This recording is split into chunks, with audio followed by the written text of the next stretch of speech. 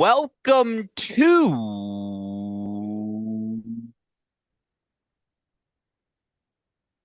hey, Great Shot.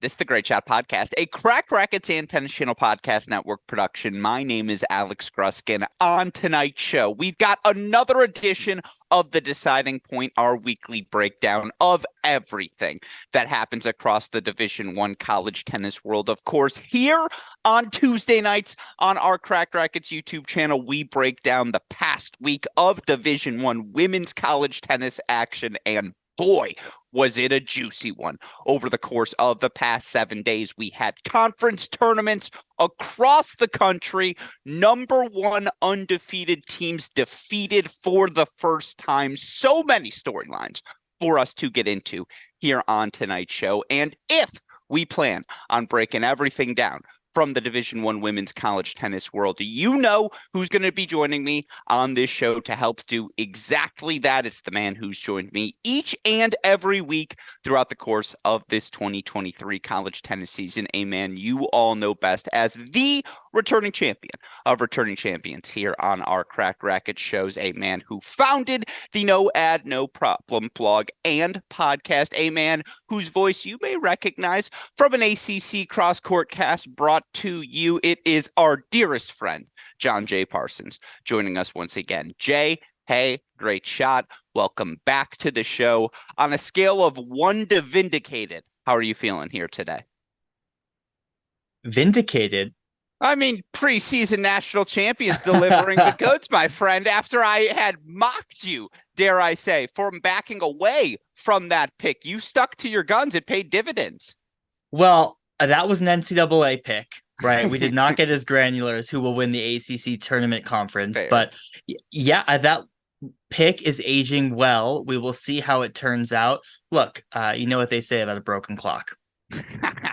It's a philosophy we believe in quite strongly here at Cracked Racquets. And of course, again, we're going to break it all down this week. Not just the fact that NC State earns a definitive victory over number one UNC in that ACC tournament final, but of course, we want to talk about all the NCAA implications from that ACC tournament. We want to break down everything that happened in the SEC, including Georgia getting a little bit of revenge on Texas A&M, in that SEC final. I assume at some point in this podcast, I'll learn how to speak properly. And if I do, not only will we break down those two conferences, we'll talk about everything that happened in the Big 12, talk about a lot of relevant non-Power 5 conference tournament results that will certainly have implications on the NCAA field we end up seeing. We'll talk about the last weekend in Big 10, Pac-12 regular season play, preview those conference tournaments. We'll get into everything, including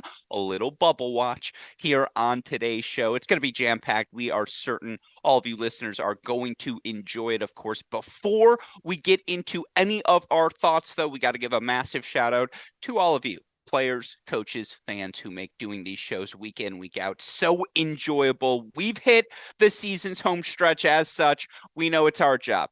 Preview the NCAA field. Yes, there will be selection shows next week. We haven't discussed them yet amongst myself, Jay, and Chris, but we'll figure out exactly what that looks like. Of course, we'll have extended coverage of the 2023 NCAA tournament as well. Looking forward to a few announcements on that front coming up here shortly from our CR team. And of course, we'll continue to have weekly deciding points, breaking everything down through the season's end. Of course, the other people we got to shout out before we get into anything are the sponsors who make this show possible. First, of course, a massive thank you, a massive shout out to our dear friends at Tourna. They're the OG sponsors. They've been with this Great Shot podcast from the beginning. They've been in the tennis industry from the beginning. Again, Tourna grips are synonymous with grips everywhere. You see that iconic blue color on the butt of a player's racket, you know immediately, oh, they're using Tourna grip. And to be honest, you should as well. You know precisely how that Tourna grip's going to play. They've taken things to the next level, though. They've introduced their newest product, the Tourna Tuff grip. Simply put, it's a more durable version of the original Tourna grip. Still gets tackier as you sweat. Still has that iconic blue color. And the best part is you can find Tourna grip everywhere you shop for your tennis supplies. Make the switch to Tourna today. Tourna, proud sponsors of every week's episodes of The Deciding Point. Of course, a massive shout out to our dear friends at Ellesse as well. They've outfitted, at least me, so well throughout the course of this season, and they can outfit you as well, whether it be the hoodie, whether it be the collared shirt, whether it be the dry fit. Ellesse has an immense catalog, and you can look good in their clothing. It's going to make you feel good and certainly play good on court when you rock it. We are so grateful for the support we get from our friends at Ellesse. You can see the full catalog they offer by clicking on the link in the description of this podcast. Ellesse, proud sponsors of each and every week's episode of The Deciding Point. All right, Jay, with all of that established, there's only one place we can start tonight's show. And it's with the fact that the NCAA title race is officially on as number one undefeated national indoor champions UNC knocked off for the very first time this season by NC State. NC State not just earning a 4-1 victory overall, Jay, they win doubles, dropping just 3 games between the number 2 and 3 doubles positions. They take 5 first sets in this match as well. They earn 3 straight set victories on their way to their first ACC tournament title in program history. I joke about this in a Cracked Interviews podcast. All of you can go listen to, where I am speaking with the one and only head coach of the NC State women's tennis program, Simon Earnshaw. But again, Jay, there are not that many firsts left for Coach Earnshaw and this NC State women's program to accomplish. Coach Earnshaw, already the winningest coach in program history. The team produced their first NCAA champions last year in Jada Daniel and Nell Miller. They reached the semifinals of the NCAAs for the first time in 2021. Quarterfinalists again last year. No All-Americans really before 2019. Now they've had a wave of All-Americans since. I mean, again, we had yet to see this season, whether it be due to the eligibility issues early on of Diana Schneider. The team loses to Vanderbilt. We don't see them at the national indoors. They don't have Schneider in their matchup with UNC following her victory over Kudermetova in Charleston this season, earlier this season.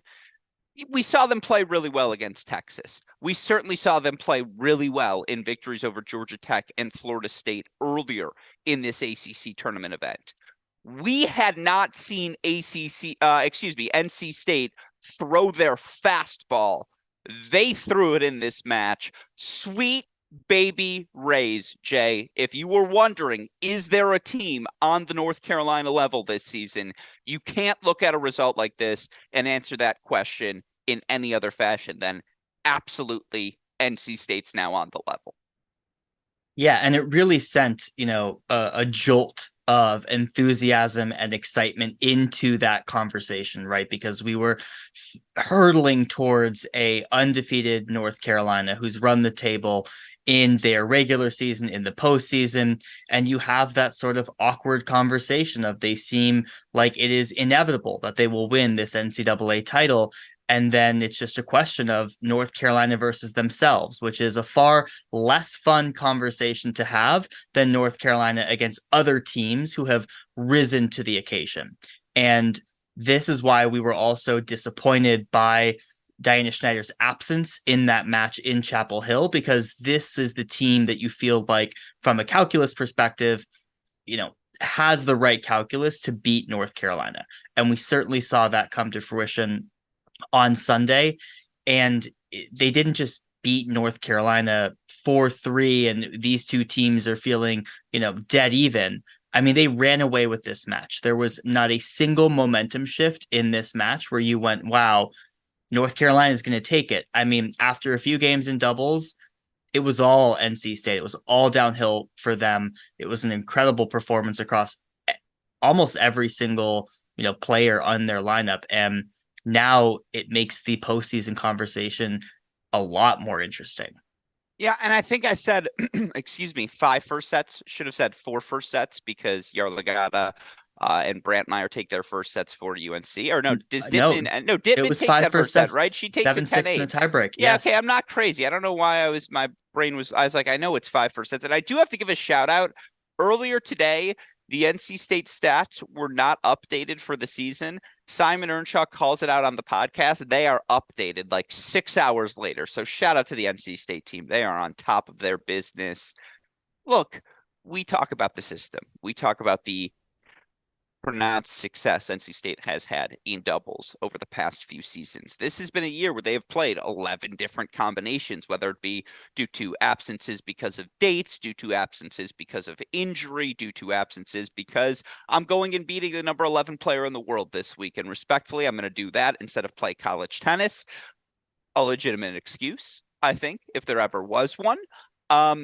Because of those reasons, we haven't really seen NC State flex their muscles in a doubles point the way they unequivocally did in this match. And it's not just to win a doubles point. It's to see Miller and Rajecki, who are probably going to lobby to play every match at the Cary Tennis Park because they win All-Americans there. They beat Tangillig and Crawley 6-1 here this past match. It's a place where they play their best tennis. To see that result, to see Abrams and Rincelli beat a Tran and Forbes team that had lost one match all season long, this epitomizes that pronounced success we've seen from NC State throughout the course of the past few seasons. At that point, good luck finding 4 singles victories against this team because outdoors, Diana Schneider is playing as promised to beat Fiona Crawley 2-1. That doesn't happen ever. And that's an exclamation point. Look, for Sophie Abrams to get a massive victory at the number 5 spot, straight sets over Scotty, obviously that was the clinch. But to me, the real thing is just how good Amelia Rajecki has been this season. She's now 19-3 overall in singles. Her and Miller are top 10 doubles team or top 11, whatever doubles team in the country. I mean, to beat Carson Tangillig 6-3, 6-1, that doesn't happen. That to me is the exclamation point in this match, Jay. That to me is the moment where I thought to myself, not just taking doubles in 5 first sets, but to see that result over the finish line as quickly as it was, that's where you begin to think, oh my God, they're going to win this match. And it might not be close. Yeah, and it wasn't. Yeah. Rajecki has been the inflection point for this NC State team the entire season. When she loses, they lose, right? Vanderbilt, Miami, one other one, I think. But she UNC, but that doesn't really count.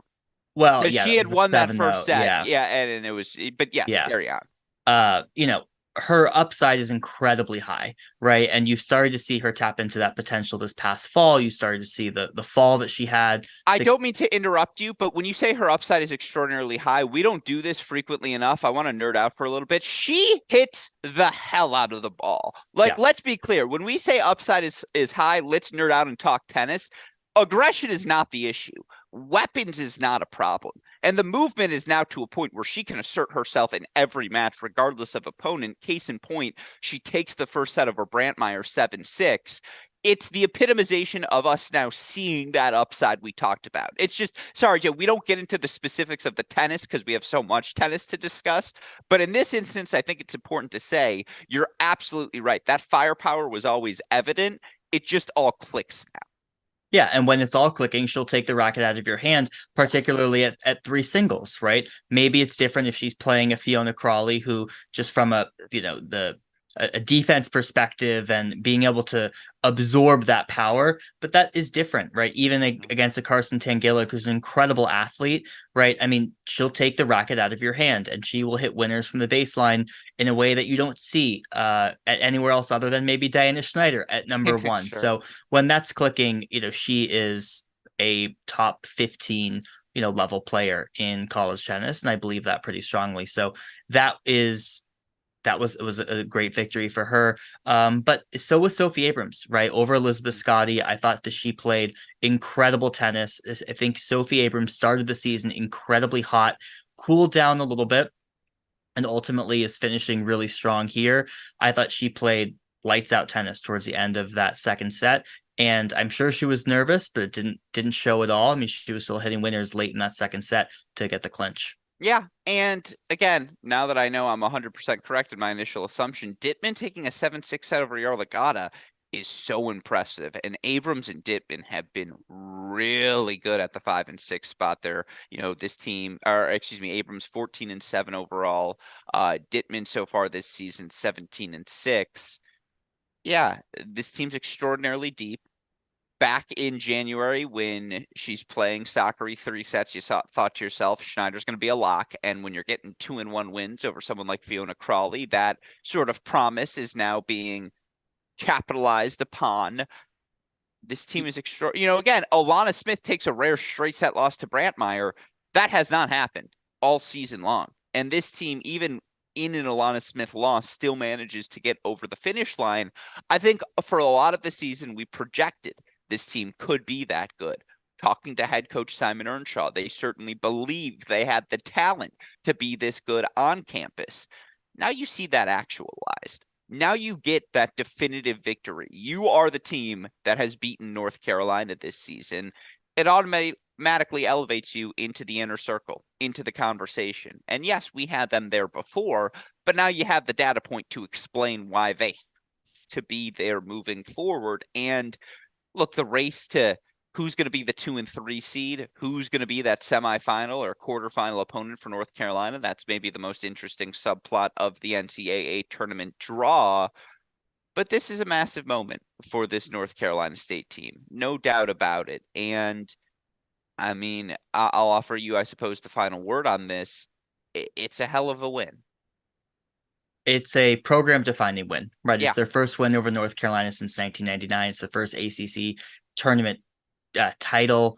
A few things to note. One, it was great to see Diana Schneider. One, the crowd was awesome, right? There was a very large crowd. The Cary Tennis Center looked fantastic with it was crowd. Chippy. It was a chippy match in the best sense of the word. It was spirited. It was energetic. I mean, the battle on court 4 was special, and just everything college tennis can be at its best.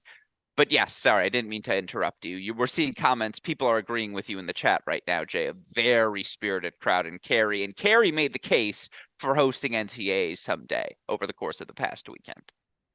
It's an interesting take. Yeah. So the crowd was fantastic. I mean, Schneider was engaged, right? I think the crowd playing number one, she was up for this match in a way that she was clearly not up for some of the matches against Alexa Noel of Miami, Chloe Beck of Duke. It was a very different Schneider. Fiona Crawley played extremely well. There was just nothing that she was able to do. That match, despite the scoreline, I thought lived up to the hype. It was a really high quality match. So program defining win for NC State. Now they enter new territory, right? Arguably the favorite coming in here to NCAA play. I don't know if they've been there before, right? Well, they haven't. And that's a different position for them to be in. So it's a high class problem for them to have now. There are other coaches doing as good of a job. No one's doing better than what Simon Earnshaw, David, and what they're doing down in Raleigh at this NC State program. The recruiting, the development, just every facet, this NC State program is clicking. It's a great thing for college tennis. And certainly they are now in the Tier 1A inner circle discussion. Are they the clear-cut favorites, though? I don't think I can say that. And I do think we should talk about the North Carolina side of things, because let's be clear, you look at the ACC tournament more broadly, North Carolina cruised to the finals. 4-0 win for UNC over UVA in the semis, 4-0 over Wake in the quarters. They weren't really challenged against, I thought, a solid Wake team. Got a really good win over Notre Dame the day prior. Nope, UNC gives them business for the second time in about 2 weeks. Yes, again, it's twofold. If you're NC State, you won doubles in 5 first sets. And while you would love to replicate that if you play North Carolina again, the biggest compliment you can give NC State is that to beat North Carolina, they don't even have to play that well again. It doesn't have to be 3 games dropped in doubles. You can win a 6-4 set in a breaker. You can win a 3-set match in singles and still find your way to 4 points. That is absolutely what elevates NC State in this conversation. On the flip side, if you're UNC, the burden of being the undefeated, unequivocal favorites, removed from your shoulders. And this loss wasn't in the NCAAs. This loss was in the ACC tournament.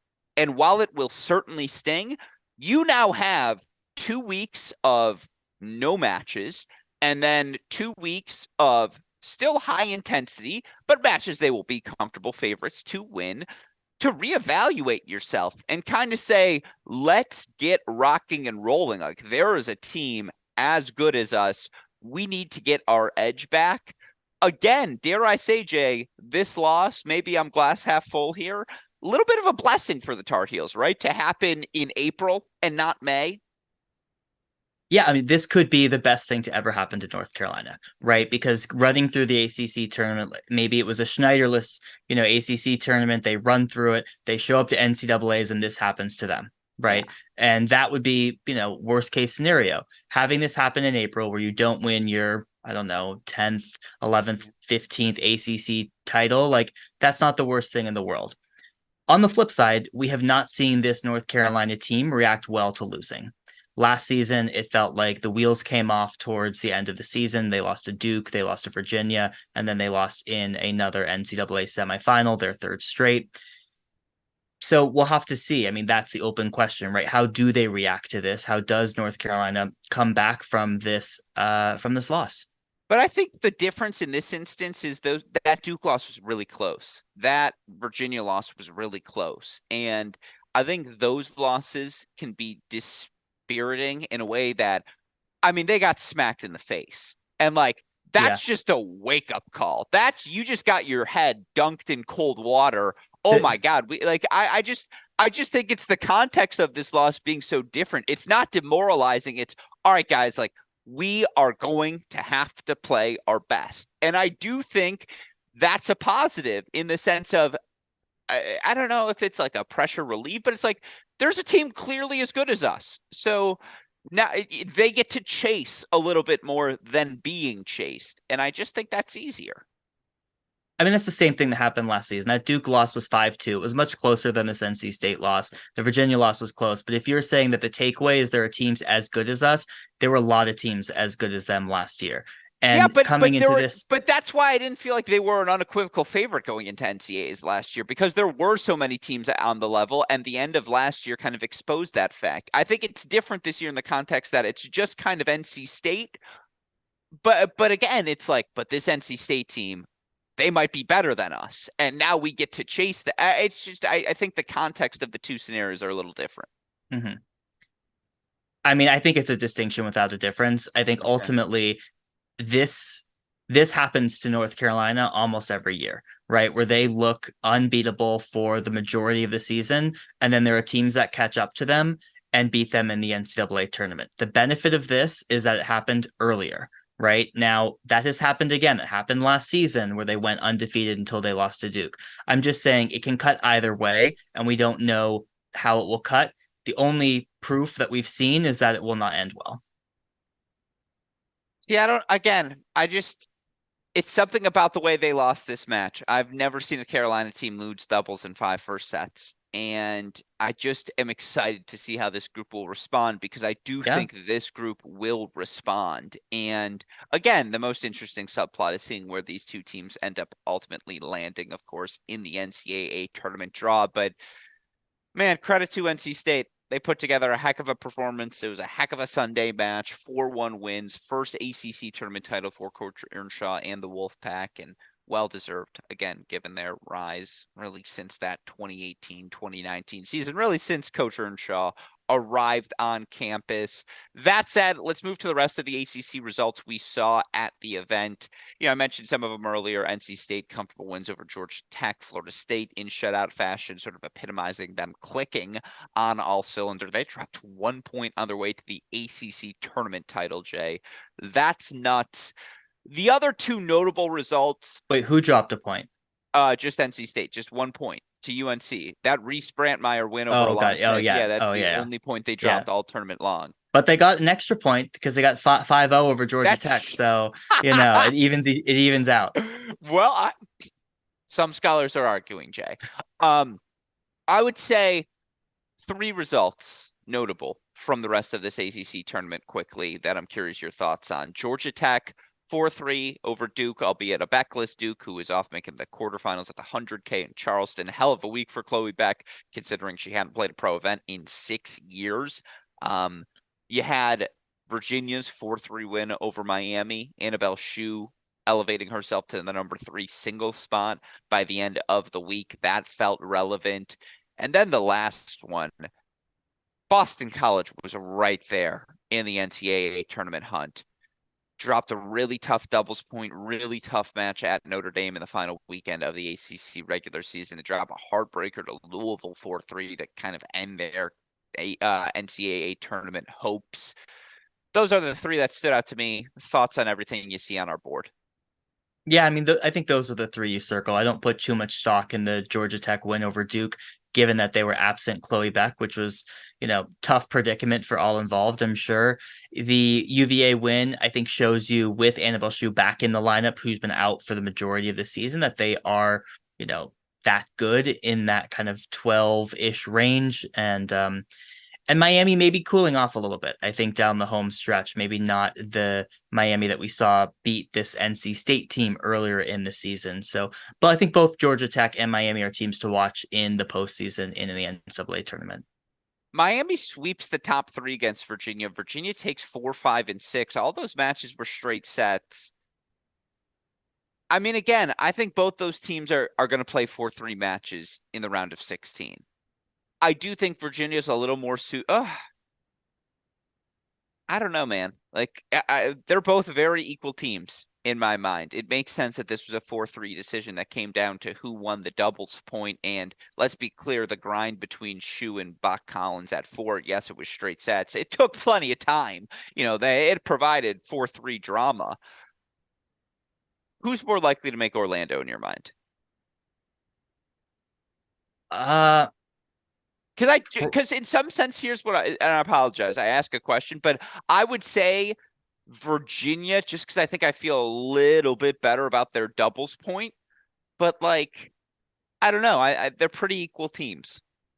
Yeah, I think you lean Virginia because I feel like they have more pathways to win.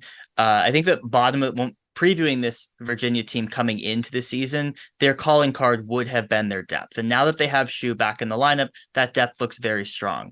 It's tough to bet against a team like Miami who has Ellesse Noel and Fenning who are firing on all cylinders at that 1 and 3 spot. You feel like they have some locks in a way that Virginia doesn't, but this is also a Virginia squad that was just at the final site last year. So they have some of that know-how that this Miami team does not. That's exactly it. You said it perfectly.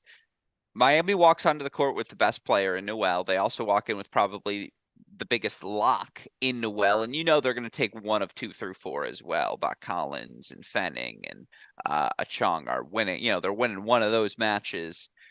But yeah, Virginia, not only do you feel really good about 4 through 6, but you feel like Subash on the right day can beat anyone at 1. Julia Adams finally starting to play a little bit better down the season's home stretch. More pathways that's perfectly put why you feel a little bit better about Virginia. But look, ACC delivers the goods once again, and just about everyone in the ACC Women's Tennis Conference. I mean, again, down the season's home stretch, Boston College, Louisville, even with some of their late season wins, they had shots to get in. Ultimately, it is NC State who emerges as ACC tournament champions. They were not the only tournament champions we saw over the course of the weekend. And look, when an undefeated number 1 team goes down, you spend a half hour on that opening.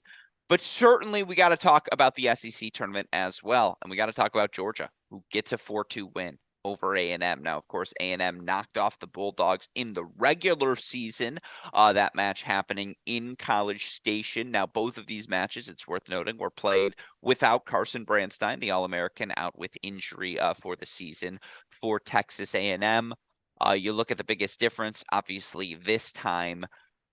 Georgia is able to take the doubles point. And the big thing for this Georgia team, something you have been calling for just about all season, we see Leah Ma in the doubles lineup. She plays at the number 3 spot with Meg Kowalski. They earn a 6-4 victory there. The team also gets a 6-3 victory from Gigi and Maya Rundorn. Started the season at 1. They're now at 2. You see Mel Riasco, Dasha Vidmanova have been reunited and placed at the top spot. Now, they got blown out by Goldsmith and Ewing, but still, that's a duo we have seen have success in the past.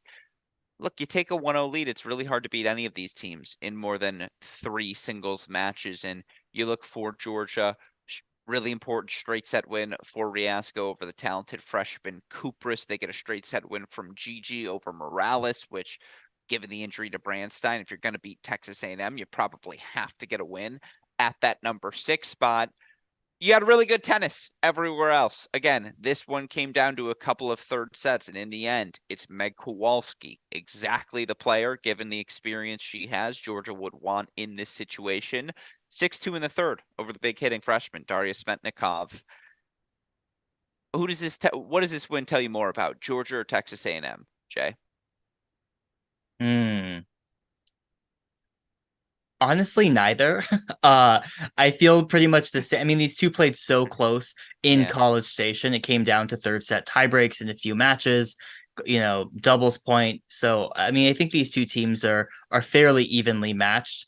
It was felt like a last ditch effort to throw Leah Ma in doubles, but it sort of worked. So I know if Georgia's going to take doubles, I think it's going to be tough for most teams to even find two of the top three.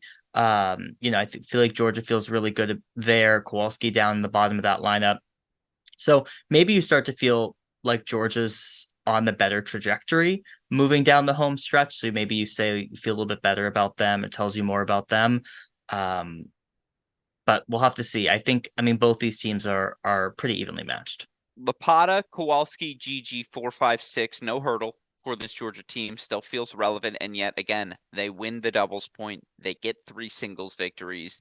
You're absolutely right. They feel like they're going to take at least 2 of Vidmanova, Ma, and Riasco. And in this match, they only needed 1, and they still ultimately end up in the winner's circle.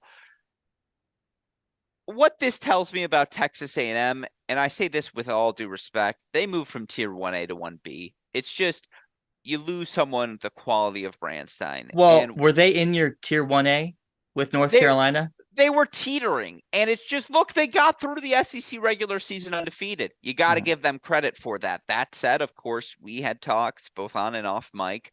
They'd been good, not elite in going through that season. They were pushed in a bunch of different matches. It did take 3-set victories, whether it's over Tennessee, whether it's over Georgia. They weren't steamrolling through teams the way tier 1A teams steamroll, the way we see an NC State do this past weekend, right at the ACC tournament, or North Carolina do all season long. When A&M went up 1-0 with Brandstein, as they just about did in every match, because of the fact that you can then move a Ewing and a Goldsmith to 2, the fact that you can then put a Kupris at the number 3 spot and just let her be the wild card there with Pilette. They go from being a 3-point team to like a 2.5-point team, or a really good 2.5-point team. Like, again, they are as good as a Georgia. They beat Georgia earlier this year. That's why I'm not putting them any lower than tier 1B. They can beat anyone on the right day. But the way that Brandstein, I guess, provided them a margin for error, they just don't have that margin anymore. And I do think this match sort of epitomized that fact. Again, you're absolutely right. I think it's stock hold for both of these teams. If one of these teams will walk away with a national championship, I'll be surprised, not shocked. And I think that's the definition of tier 1B, is surprised, but not shocked. Yeah, both these teams are really, really, really good. That's my takeaway from this match, big picture, but they're both a little vulnerable. Yeah, but I mean, they're consistently been in that next tier, whether you want to call it your Yes. tier 1B, tier 2, like they've not been in the North Carolina tier and they aren't, right? I will actually change my mind about how I feel differently. I actually feel better about Georgia about this because Yes. of their match in the semifinal against Tennessee. That was an all-out war. It had everything you'd want in a college tennis match. It had cramping, it had medical timeouts for blood in a third set tiebreak. Like, it had everything. I really did not think Georgia would have the legs in the following day to take a much fresher A&M team. And they not only had the legs, but they beat them. And so to do that and use that as an analog for what you will have to do in Orlando, I feel really good about this Georgia team. Georgia's beaten some really good teams this year. They obviously make the national indoor finals. This is their first signature win, though, since probably that indoor semifinal. Because, yeah, they had a really good win over Tennessee during the regular season. That match, though, was in Athens. A neutral site 4-2 victory over A&M is a signature Yeah. tier 1 win. I actually agree with you. Maybe it is a little bit of a stock buy for this Georgia team. But you mentioned that Tennessee match. Let's get to the other SEC results.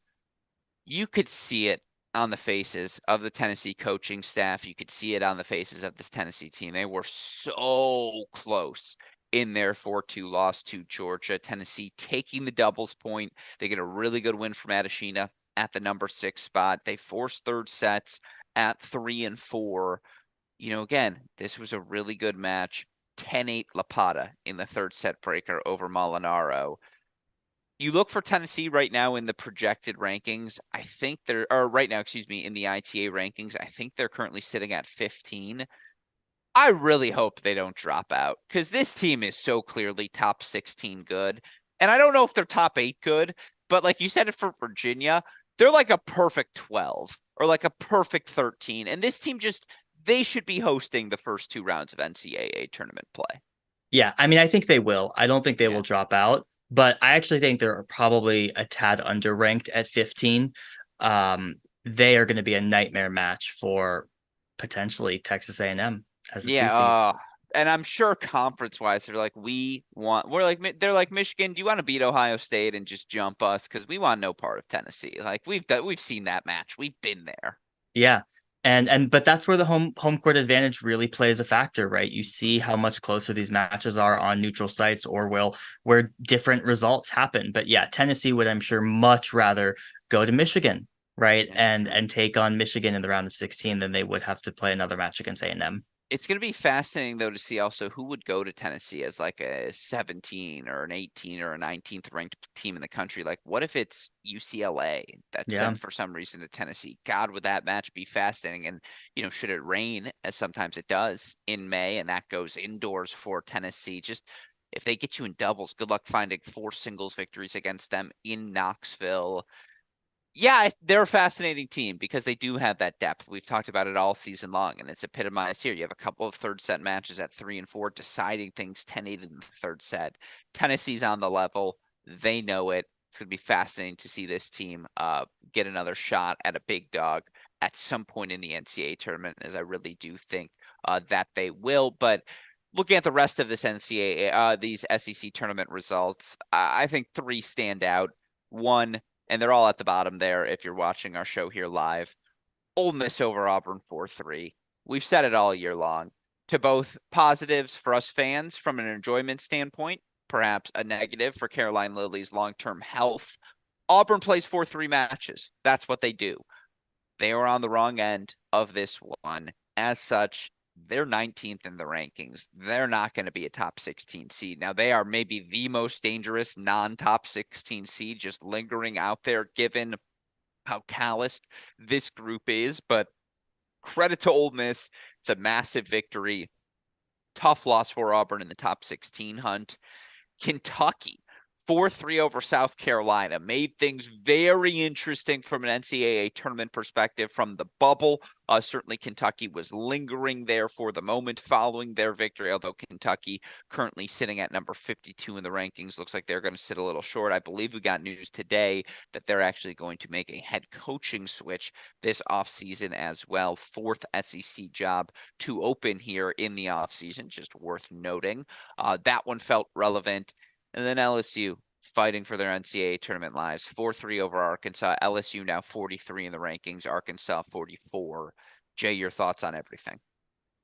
Well, I'll just spend a moment on that Arkansas LSU match. I mean, that was just a thriller, right? It came down to number 6 singles, 7-6, 6-7, 7-6, or whether 6, it was 3 tie breaks, right? But come on. The match comes down to number 6 singles. There's no one there. It is midnight in Arkansas, and you can't move that match to a court with streaming. Every other court has streaming, and court 6 doesn't. You playing a full third set tiebreak, a full third set period. You can't move them over one court. I mean, I don't understand it at all. Horrible decision. Should have been changed. brutal to have to watch this from live scoring, pretty ridiculous, because it ultimately probably determined whether or not both of those teams make the NCAA tournament.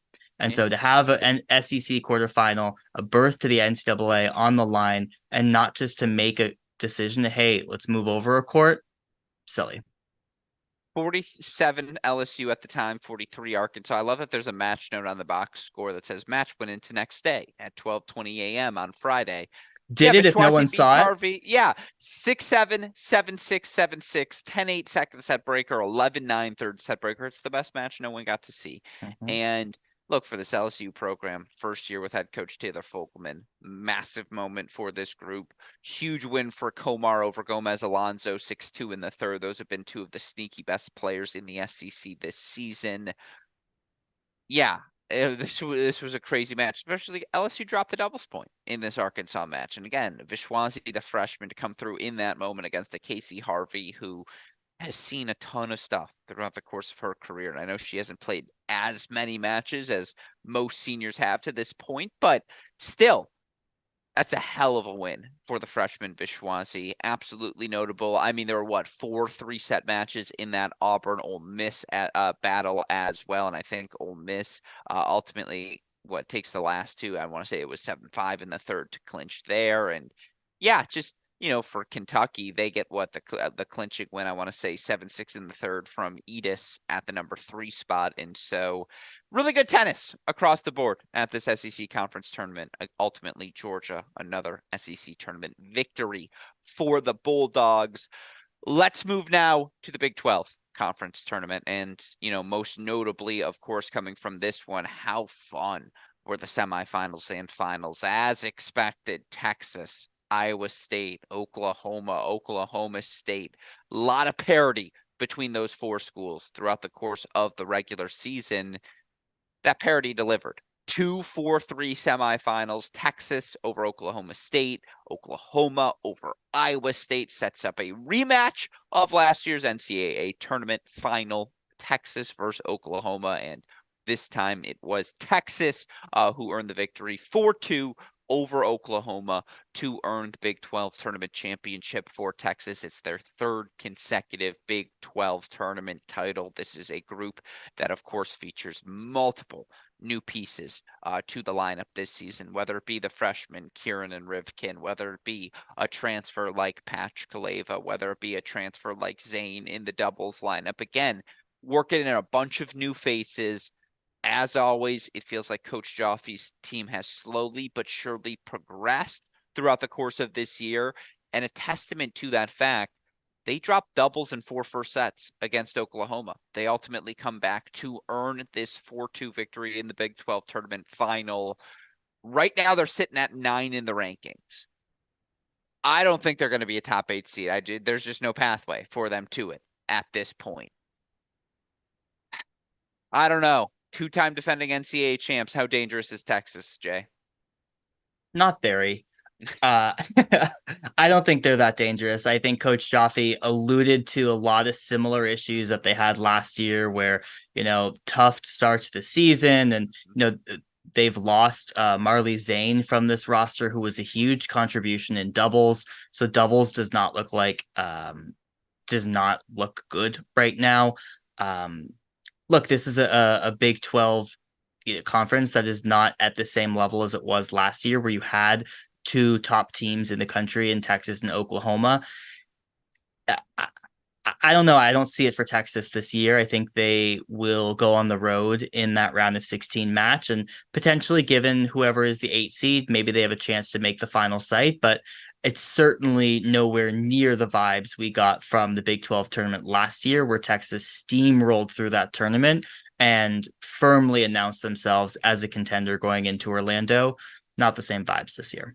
It's fascinating that the Big 12 is going to get shut out because, again, all these teams are really good. Like, Texas is rock solid, and to find 4 points against them is just, you never know where those 4 are going to come, because I think Rivkin's gotten a lot better at Yeah. that number 5 spot, and her weapons are just real. I think Kieran is a tough out at that top spot. If you have one of the elite number 1s, yeah, you're probably going to beat her there.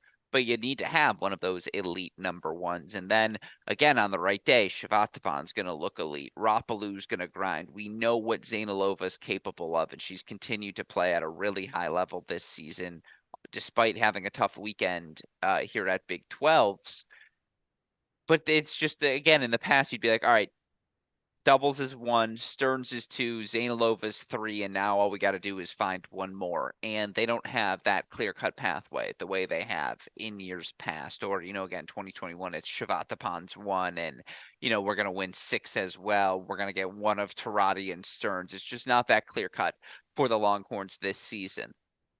You're making a face. That's why I Well, paused. yeah, I mean, the one thing I will say about like how dangerous are they? I think this is a Texas team where their their know-how and their belief will potentially overpower the like lack of talent on paper this year, right? And this is a team that you have a sense believes that they should be at the final site and should be knocking on the door of a national championship. I think you saw that belief down doubles and 4 first sets against Oklahoma. So while you look at this lineup on paper and it's certainly not nearly as dangerous as the Texas teams these past 2 years, there is an element of belief. I think you've seen this often with the Stanford teams of the past few decades, where even a Stanford team that maybe didn't have the same level of talent, they had that belief, and that can go a very long way in these tournaments, that know-how, that experience. So, that will play a huge factor, even if the roster right now isn't where it has been. Well, you speak of know-how, let's talk about this Oklahoma team. 4-3 win over Iowa State. They drop the doubles point in that match, but get straight set win from Sleet at the number 1 spot. And then, talk about a fun match. 5 3-setters at the 2 through 6 position. All of them go to deciding sets. Oklahoma ultimately gets wins at 2, 3, and 5. Look, this Oklahoma team's been really good at doubles. Again, they take doubles in 4 first sets against Texas. They've reshuffled the lineup throughout the course of this season. It's now Pisareva 4, Garcia Ruiz 5, Staker at 6. Staker's played a lot of 3-set matches. She's just not winning all of them at the rate that she did last season, but I do think she's slowly playing better tennis. Obviously, we've talked about Sleeth getting back outdoors, her finding her form. Guzman's playing lights out tennis, including that 7-5 clinch. She was down a set and a break. What was it, like 6-0-4-1? Yeah, In that match 6-0-4-1. at 2. Look, Oklahoma is rounding into form. And you talk about belief. They're going to go to, because they're probably going to be a 14, 15 seed. They have no problem rolling up to a Georgia, rolling up to a Duke, where they have won a match at the kickoff weekend in 2022. They got no problem rolling up anywhere and thinking we can beat you in the round of 16. That belief seems to be back, Jay. And I know they fall short in this one, but this, again, it's the Oklahoma team we expected to see at the start of the season. Yeah, well, they'll be glad they're not rolling up to Texas, who they're 0-3 against this year. And yeah, I mean, this feels similar to some of the matches we've seen from Oklahoma in the past, where they play, very tight 4-3 matches. We saw that at indoors last year. We saw that at NCAA's last year, and then ultimately they run out of gas, right? Even though they take doubles and 4 first sets against Texas, they couldn't get over the finish line. So this is, again, a very dangerous team. They have been rounding into form, and they should feel more confident today, certainly, than they felt maybe midway through the season. But that's why I like the super regional format, because it's one match, one weekend. They just need to have that energy. They need to have that belief. And I do think with the talent level being equal, this is a team that has those non-quantifiable qualities that can get you over the finish line in a match like that. And so, again, that they are starting to play better. I think that's why they are so dangerous. Do I think they have the clear-cut pathways to forward that they did last season? No, absolutely not. Every match is a little bit of a roller coaster. Again, 5 3-setters. Iowa State, it's right there. But this team is playing much better tennis. They're extraordinarily dangerous. I think Oklahoma State is, again, going to be the non-top 16 seed you really don't want to have to face in that opening weekend of NCAA tournament play. Iowa State's not going to be, again, the Big 12 is not going to have a top 8 seed. Yeah, I guess that feels kind of right. I don't know. Where are you with that, Jay? That'll be our final thoughts here on the Big 12. No, I think that feels right. I think at best, maybe there's one number 8 team in this bunch, right? But yeah, I mean, it feels like you have a handful of teams that are where they it feels right outside the top 8. Yeah. All right. Well, with that said, then those are your three big Power Five conference tournaments. Let's end today's recap of last week's action, talking about some of the non-conference, non-Power Five conference tournaments we saw. I have three big ones on my list. We knew Princeton was good. Princeton, they win the Ivy League. Again, I think we both projected that at the start of the season, but they're officially in. SMU, really dominant season from the SMU women, really dominant conference tournament. They 4-0 UCF in that tournament final. Good victory, great weekend for Mustangs tennis, considering what they did on the men's side as well. And we'll talk about that tomorrow. FIU, they win Conference USA. It's a really nice win and obviously guarantees them a berth, but a big result from that conference tournament. Rice, the 4-2 win over Charlotte, kind of putting them on the bubble as well. So that one felt worth mentioning. Those are three that stood out to me. Your thoughts on those and any other conference tournament champions you would point out? Yeah, the SMU women are certainly hot down the home stretch, right? Yeah. They've been playing some really good tennis. They've vaulted themselves from outside the 55 all the way into the top 35. So they're playing really well. Outside of those, you have a lot of familiar faces, we'll say, who have clinched their berth through their conference tournaments. You have teams like Denver winning the Summit League. You have Xavier kind of winning the Big East, William and Mary winning the Colonial Athletics. So I feel like those are staples in the NCAA tournament this time of year in those conferences. Quinnipiac has put together a pretty solid season in the Metro Atlantic.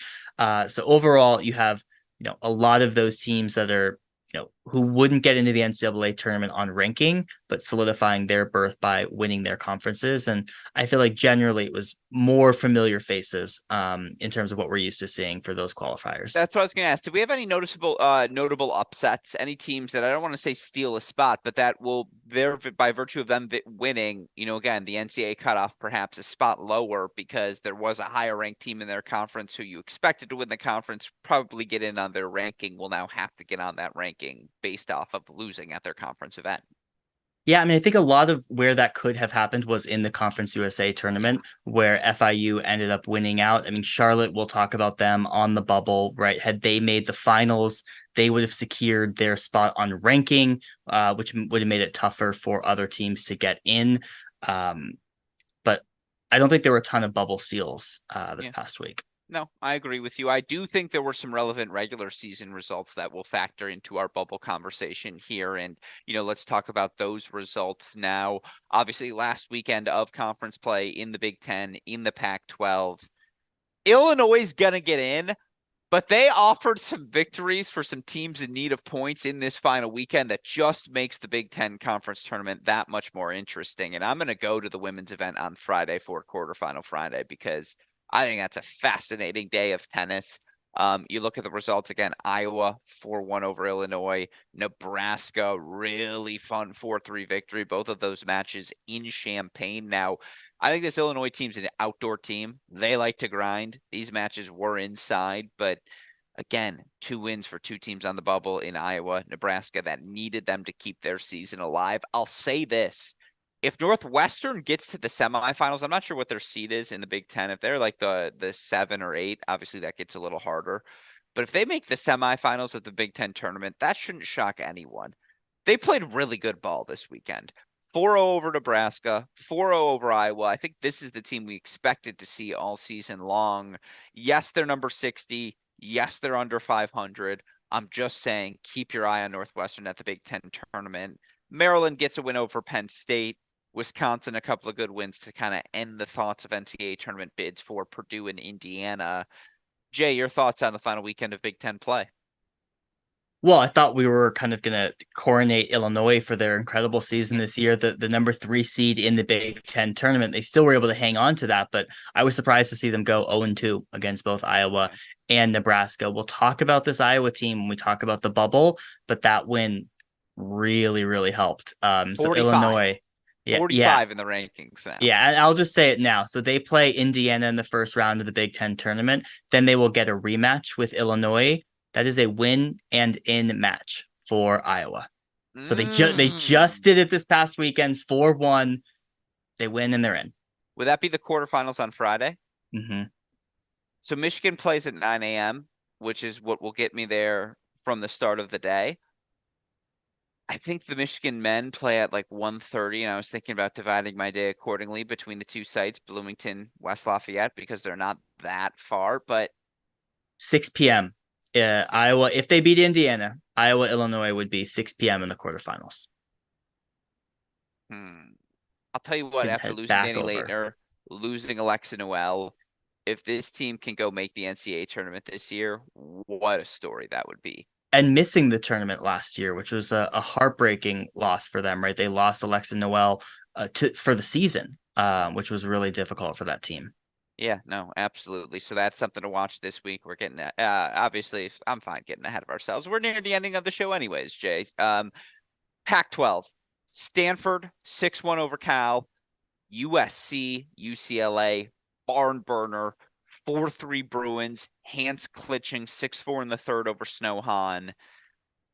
UCLA's getting hot. Like they have a top 16 pathway. We're going to talk about this in a second here. Well, let's just get into it because we can get into bubble watch based off of these results. And, again, I don't think we have a specific graphic here for the bubble. Let's just talk about it, I suppose, in the rubric of these teams and this best of the rest. UCLA, I think they're starting to look top 16 good, Jay. B, if they have a good Pac-12 tournament, are they out of the mix? I hate to break it to you, but yes. Okay. So UCLA won. There are Even a a win lot. over Stanford. Yes. Ah, There are a lot of Pac-12 teams that are outside the top 16 from 16 to 25, right? You have yeah. UCLA, Washington, Cal, Arizona State. Mhm. Washington, Cal, Arizona State cannot do it.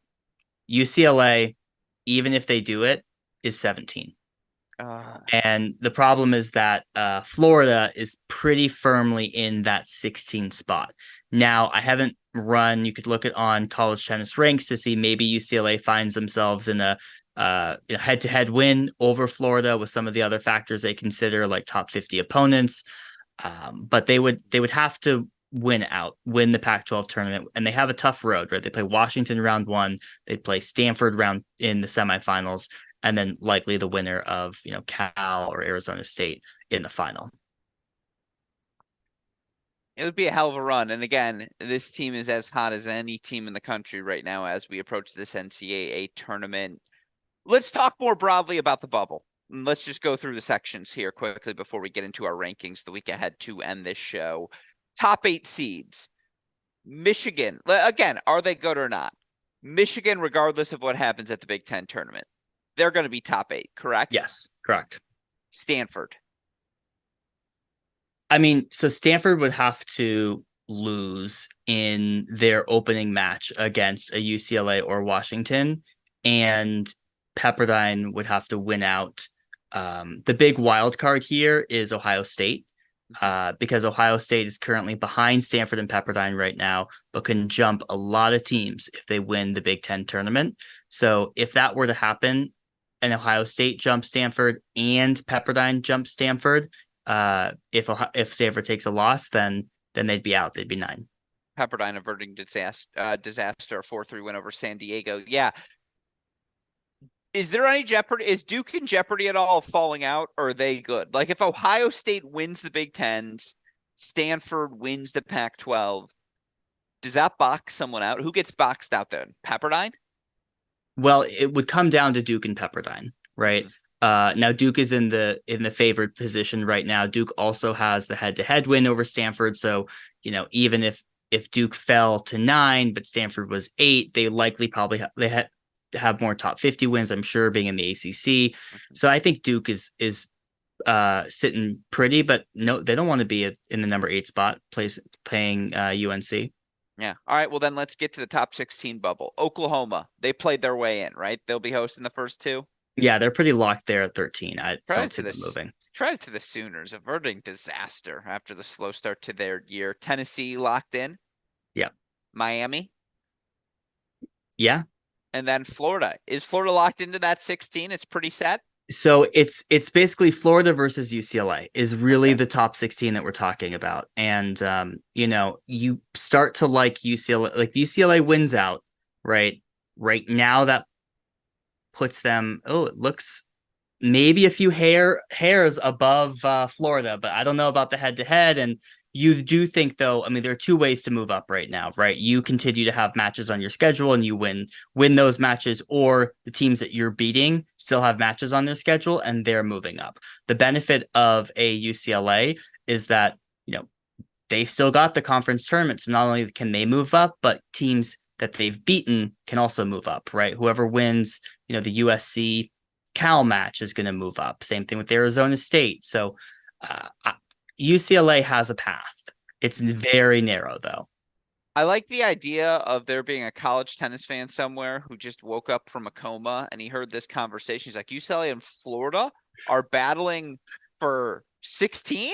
Like, when I was last awake in 2005, they were 1-2. Like, what are we doing here? I mean, you don't even need to go back to 2005, but Yeah, yeah, 2012 or yeah, 15 or 15, 16 yeah. or yeah. Yeah, it's just again, that's a crazy thing to say out loud, but it speaks to again the depth we now see in the women's college game. Last but not least in Bubble Watch, NCAA tournament bubble. Floor is yours, my friend. What are we watching for? Well, you can read all about it on Tanner Stump's college tennis crash course site. The final edition of these, bubble watch. I've written about the ACC and the best of the rest for the non-power five. So you can go read those, and Tanner's written for the other conferences. But right now, and this is where things get really interesting, the story is really Iowa, because right now, Iowa on college tennis ranks, they're sitting behind Clemson and Syracuse, all outside the cut line. Like I mentioned, Iowa beats Indiana, Iowa beats Illinois. They are in. Arkansas will rue that match against LSU. They will be out. They're the ones sitting right above the cut line right now. Everyone else looks okay because there's not a lot of movement, right? You have a lot of Big 12 schools like a Baylor who's just inside, SEC schools like an LSU who's just inside, or teams look on the outside in. So right now, Arkansas is your last one in. They will stay in unless Iowa wins two matches in the Big Ten. So that's what's to watch for, folks. Iowa, that's the team. I will have to drive back, won't I? I'm supposed to. I mean, I'm not supposed to. I'm flying out to Philly the next morning, 6 a.m. for my younger brother's 21st birthday. Shout out Nicholas Gruskin. Happy birthday today to him. He already got a shout out on the mini break, so he's not getting another one here. Yeah, I think I'm gonna have to stay up. That's the match of the week, and if you have the opportunity to go to it, as I do, I think I will have to be there, Jay. But with all of that in mind, let's look at our rankings, where things stand. Now, again, I imagine our top 16 is going to look pretty similar to the top 16 we see right now in the ITA rankings, maybe a couple of places different. But again, more broadly, top eights versus the 9 through 16s, who those teams are. I think there's going to be a lot of agreement.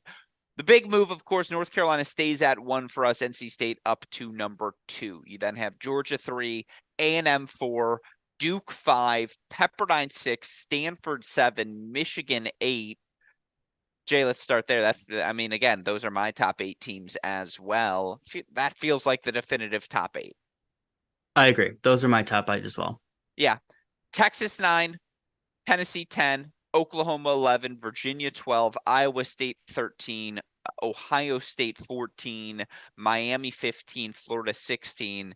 Again, these are my top 16 teams exactly. Maybe the order's a little bit different. I do think it's worth noting. Shout out to Tennessee. We respect them as a top 10 team here in that body of work at Cracked Racquets. Now, again, I don't know if they're not going to put a banner up in Knoxville saying we've cracked the top 10 of the Cracked Racquets rankings, but we acknowledge how good they have been. That's the only thing that feels worth saying here. And that Oklahoma is clearly rising. Yeah, I agree. I mean, I think Tennessee had a good performance. Oklahoma at 11. I think that's the highest they've been in a very long time in this poll. And yeah, I mean, Ohio State's kind of the big question mark. They're the big question mark when it comes to the ranking. You anticipate that we'll see a rematch against Michigan in the Big Ten final. I think that will tell us a lot again about where this Ohio State team will fall in these rankings. Vibes, not resume. Who's your 17? Well, I'm going to do this off the cuff. Yeah, that's Georgia Tech. Yeah, I agree. No. I actually disagree. UCLA. Yeah, those are the two choices. I'd lean Georgia Tech just because I feel a little bit more confident in them, just because I've watched them more, truth be told, with all of our ACC. I know how good they are. Lee, Bilchev, up and down the lineup to Garcia, Gross, and Charborough. Like that team is freaking good. But so is UCLA, and I'm looking forward to locking in on them this weekend. As you look at the week ahead, two big ones: Big Ten tournament, Pac-12 tournament. We've kind of set the scene for each. If you want to spend a little bit more time talking Pac-12, feel free here, Jay. But let's just go predictions. We'll start with that Pac-12 tournament. What you watching for? Who you got? Well, I think UCLA is a team to watch for just because they've, seemed hot. I mean, Cal had a really good, string of results. They, blew out that Arizona State team, but I think Stanford beating them 6-1 kind of said, okay, Stanford is still, a step above there. I predict Stanford will win this event. They'll complete their undefeated Pac-12 regular season and conference. They haven't lost since indoors, right? So they're a team that I feel like is sitting out west, doing their thing, and I think could surprise some people come NCAAs. I forget what they were in the Cracked Racquets poll, whatever it was. I think they're too 7. low. Yeah, Since no, too they low. win the Pac-12, they're jumping to 6 to me, maybe even 5, and they'll leap over A&M. Like, I just want to see it one more time, 3 straight times to consolidate everything we've seen through this regular season. I agree with you, vibes-wise, they are the most underrated on the rise team who have looked really good since the indoors. Yeah, this So little team out west called Stanford. I mean, yeah, I haven't heard of them. Are they good? What's the track record? Decent? I mean, the last I saw, they didn't make it out of Pepperdine, to, even the round of what do you 16. mean? They made it to Yeah. Norman, Oklahoma last year. Yeah, but I didn't see it. So, again, it's a story for another day. No, yeah, they're the rising team for sure. Big Ten, who you got? I mean, it's tough to go against Michigan here. I think that they've been the more solid team throughout the year. I feel like really just haven't seen anything from Ohio State. Not even since indoors, like before indoors. Uh, so I would go Michigan. Yeah, I'm looking forward to watching both of those teams play in person because they were both at the Seattle Tennis Club, so I never got to watch them play at the indoors. I haven't seen Michigan play since they played Oklahoma in January in person, and for me, that's rare. And so I'm excited to see that team compete because I want to see that edge. Like I see it on the camera, but I want to see it, this Michigan team that it just does feel like they have a chemistry that the elite teams have. And I want to see that and feel that in person because again, you're right. Like if this team is where their ranking puts them at, I want to see them roll through this Big Ten tournament. And again, if Ohio State wants to put themselves back in that top 8 conversation, go win this Big Ten tournament, you're right back in it. And so, yeah, it's going to be a fascinating weekend. Where is the Pac-12 tournament? Ojai? Every year, Ohio. Yeah, right. Exactly. That again, Big Ten should get that with UCLA and USC. It's not a USC UCLA thing; it's a Pac-12 thing. Yeah, but we should get it because Big Ten. I don't know why I identify with the Big Ten. It's just the country. The part of the country I'm from. Give us the Ojai. We deserve it. And then we get a full outdoor repetition before the start of the NCAA tournament, and everyone can feel a little better acclimated. Speaking of, the Big Ten is in Indiana this It's weekend it's at in West Lafayette for the women. Purdue and Indiana. I meant the state. I was going to Yeah, ask you, yeah. how's the weather looking? Do I look at the weather app? West off. Do we know what the weather is this weekend? Are we gonna have rain? Are we gonna have whatever? Have you looked? No, maybe. It's gonna be cold according to West off. That's the I guess defining I'm feature. asking, is this thing going to be indoors? Well, if it is, there's more likely to be cameras. I don't know, for whatever it's worth. I don't know. We could get it in. I like the Purdue indoor facility a lot. I haven't seen the Indiana indoor in person. I Best singles match I ever played in college. This is good. This will be story time to end the show, and then we'll wrap because that's how you know it's time to wrap. My junior year of college, no, my sophomore year of college, the Minnesota club tennis team made the club tennis national finals because they had a guy who used to play on the varsity team who's really freaking good. They had a really good singles player who in that national final won his singles set 6-3 over a really good guy from Auburn. At Purdue my sophomore year, I dusted him 6-1 indoor on those Purdue courts. And I had a ball. Look, I'm a fine mover. I wouldn't say I'm the most natural athlete, but I work pretty hard at it. and I had a ball where he hit an overhead, and one of those, like, I ran a court over to track it down and fire back a lob. And like, first time I'd ever predicted or run that fast in my life. And I walk off the court, and my teammate Amar looks at me and goes, dude, like, I didn't know you were good at tennis until today. Like, that was remarkable. And so I will always have those Purdue courts in West Lafayette will always have a special place in my heart. I'm excited to go back there this weekend to watch it all unfold, even if it's going to be cold and force us indoors, Jay, here in Big Ten country. With all of that said, as we wrap today's show, any final thoughts, Jay? Any final insights or reflections from the past week? Well, this was a great weekend. We had, coverage of a lot of these Power Five conference tournaments. The SEC network was on TV. The rest of those you could find on kind of various streaming platforms. And look, I mean, it goes a long way when we are streaming these matches with cameras on the court. And I think it's great for these players to be able to say, hey, my match is on the SEC network and check it out on TV. So it's really great to see the fans come out for those matches when you look at the Cary facility. So look, I think college tennis is on the rise, and it was really exciting to see this past weekend. It was excited of these Power Five conference tournaments. Only 2 number 1 seeds won, 4 upsets, you can call them. So it was great action across the board, and I think it is a harbinger for the NCAAs. So enjoyable. We're looking forward to doing it again this weekend and throughout the course of May. Absolutely. Well, with all of that said, that'll do it for tonight's edition of The Deciding Point. A shout out, as always, to John J. Parsons for sharing his insights. You can hear more from Jay by heading over to his show, the No Ad, No Problem podcast. You can read his thoughts on the No Ad, No Problem blog. You can read his thoughts with Tanner Stump on the College Tennis Crash Course website as well. Those bubble thoughts must reads, in my opinion, for college tennis fans everywhere. Of course, a shout out to you, my friend. A shout out, as always, to our super producer, Daniel Westhoff, who makes everything we do here at Cracked Racquets possible. A massive thank you to the support we get from our friends at Tourna and Ellesse as well, without whom these shows would not be possible. With all of that said, for the fantastic John J. Parsons, for our super producer Daniel Westhoff, our friends at Ellesse and Tourna, and from all of us here at both Cracked Racquets and the Tennis Channel Podcast Network, I'm your host, Alex Gruskin. Jay, what do we tell our listeners? Hey, great shot. And we will see you all tomorrow night. Thanks, everyone.